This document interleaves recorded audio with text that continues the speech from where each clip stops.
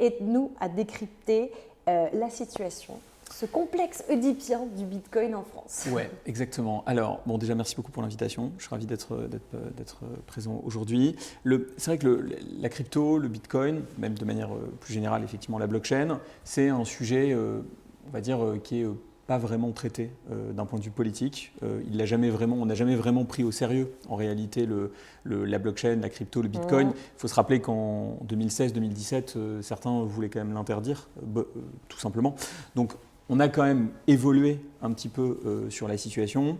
Pour autant, on a des positions qui sont quand même relativement effectivement divergentes, avec d'un côté cet impôt sur la fortune improductive. Je pense que rien que la terminologie déjà de l'impôt est assez révélatrice de ce qu'il recouvre. C'est vrai qu'on a d'un côté cette position qui consiste finalement à plutôt pénaliser les détenteurs de crypto, en tout cas un certain type de détenteurs de crypto.